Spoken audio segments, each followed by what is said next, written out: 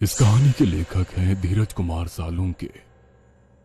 रात के 12:30 बज रहे थे। कोल्हापुर में धाराशिव जाने वाली सीनियर कॉलेज के छात्रों की बस जंगल के रास्ते से गुजर रही थी। ट्रिप खत्म करके वे वापस धाराशिव आ रहे थे। दिन भर मौज मस्ती करने की वजह से सभी छात्र थक कर सो गए थे। दरवाजे की सीट के पास विकास सर और सुशील सर खर्राटे ले रहे थे। बस ड्राइवर विजय मामा भी नींद में बस चला रहे थे। उनके बगल वाली सीट पर प्यून पांडु मामा बैठे हुए थे कि तभी बस के सामने जंगली सुअरों का झुंड आया।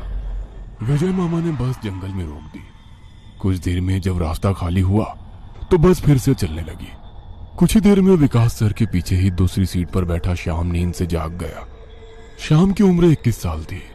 पढ़ाई में बहुत तेज था, लेकिन हमेशा अकेला रहने वाला। ना किसी से बनती थी, ना ही उसका कोई दोस्त था।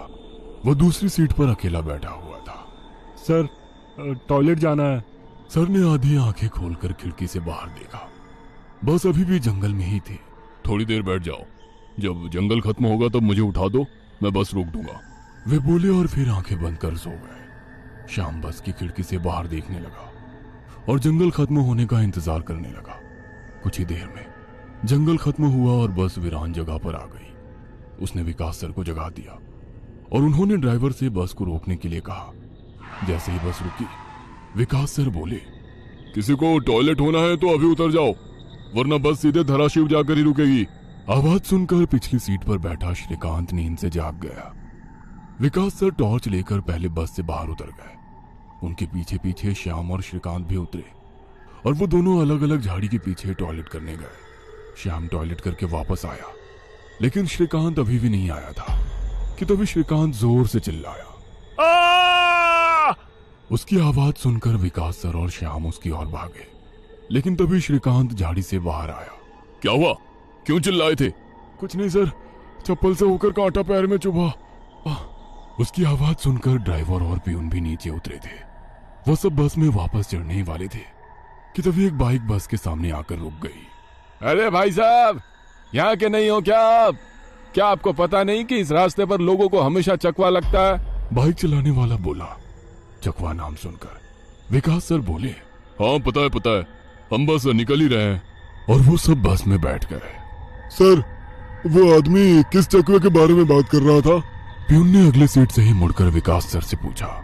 हिंदी में चकवा मतलब छलावा, छलावा मतलब भूत। कहते हैं जो लोग रात में सफर करते हुए मरते हैं, उनकी आत्मा छलावा बन जाती है। छलावा रात को सफर करते हुए यात्रियों को पकड़ लेता है और उन्हें अपने गंतव्य स्थल तक पहुंचने ही नहीं देता। वो बस उन्हें उसी जगह पर घुमाते रहता है। कितना भी भाग लो या फिर गाड़ी तेज भगाओ, आप उसी जगह पर आ पहुंच जाओगे जहां आपको छलावा ने पकड़ लिया था। या फिर वो लोग रास्ते से भटक जाएंगे और उस जगह पहुंच जाएंगे जहां पर छलावा उन्हें ले जाना चाहता है, विकास सर ने बताया। इसके बाद ड्राइवर बोला, और यात्री रात भर उसी जगह पर बार बार घूमते हैं। वो तब तक रास्ता भटकते हैं जब तक सूरज ना उगे। जैसे ही सूरज उगता है, उनकी ताकत कम हो जाती है। मेरे कुछ ड्राइवर दोस्त हैं, उनको भी छलावे ने पकड़ लिया था। कहते हैं छलावा बस उन्हीं यात्रियों को पकड़ता है जो थके हुए होते हैं, क्योंकि उन पर हावी होना बहुत आसान होता है ना। फिर तो छलावा बहुत ही खतरनाक है, प्यून घबराते हुए बोला। अरे कुछ खतरनाक नहीं है, ये सब अंधविश्वास है। ड्राइवर जब थक जाता है तो रात में उसे रास्ता समझना मुश्किल हो जाता है, इसलिए उसे भ्रम हो जाते हैं और वो रास्ता भटकता है। इसे ही अनपढ़ लोगों ने भूत यानी चकवा या छलावा का नाम दिया है, विकास सर बोले। ये सभी बातें श्याम और श्रीकांत सुन रहे थे। नहीं सर, छलावे होते हैं और कुछ छलावे तो जानलेवा भी होते हैं। मेरे दादाजी को छलावे ने इतना परेशान किया था कि मरते मरते बचे थे। रात को जितने भी एक्सीडेंट होते हैं, उनमें से कुछ ना कुछ एक्सीडेंट छलावे के कारण ही होते हैं। वो रात के बेरहम शिकार होते हैं। यात्रियों की थकान और डर ही उनकी ताकत होती है। शिकारियों की तरह ही वे यात्रियों को डराते हैं, भगाते हैं और उनकी जान लेकर उनका शिकार करते हैं। हमें बस इतना पता चलता है कि कार एक्सीडेंट में उनकी मौत हो गई है, लेकिन मौत का कारण छलावा ही होता है सर। श्याम ने डरावनी आवाज में कहा।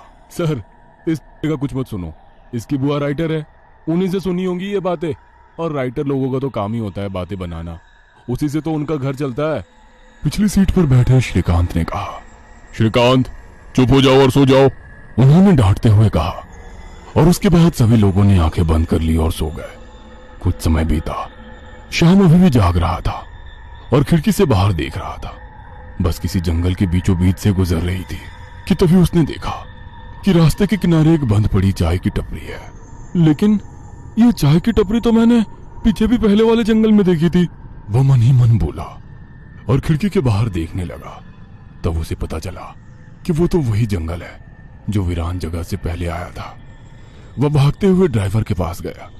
विजय मामा नींद में बस चला रहे थे, बीच बीच में आंखें झपका रहे थे। विजय मामा, बस कौन से जंगल में है? होगी किसी जंगल में। रास्ते में जंगल कम है क्या? नहीं मामा, हम वापस उसी जंगल में पहुंच गए हैं जहां पर बस के सामने जंगली सुअर आ गए थे। नहीं बेटा, तुम्हें कुछ तो गलतफहमी हो रही है। वो जंगल तो कब का पीछे छूट गया है ना। उनकी बहस सुनकर विकास सर नींद से जाग गए। क्या हुआ श्याम? सर, हमें छलावा लग चुका है। उसने हमें पकड़ लिया है क्योंकि बस वापस उसी जंगल में आई है जहां से पहले गुजरी थी। लेकिन विकास सर भी ड्राइवर की तरह उस पर विश्वास नहीं कर रहे थे। सर, अगर आपको मेरी बात पर यकीन नहीं हो रहा है तो बाहर देखो। अभी कुछ देर रास्ते के किनारे एक ट्रक दिखाई देगा जो एक्सीडेंट में पलटी हो चुका है। और कुछ ही देर में रास्ते के किनारे सभी को पलटी हुई ट्रक दिखाई दी। ये देखकर सभी हैरान हो गए थे।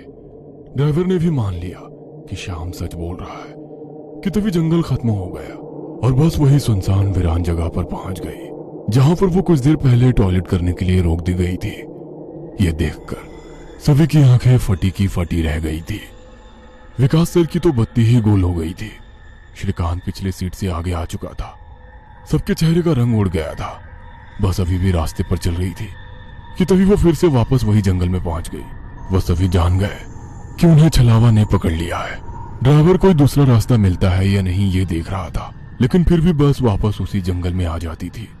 ऐसा लग रहा था कि मानो पूरी दुनिया में बस वही एक रास्ता है जो घूम फिर कर उसी जंगल में ले आता है। सर, अभी इस छलावे से कैसे निकले? मैंने सुना है कि छलावे से बाहर तभी निकल सकते हैं जब सुबह हो जाए। इसका मतलब हमें रात भर इसी सड़क से गुजरना होगा, जंगल से वीराने में और वीराने से जंगल में।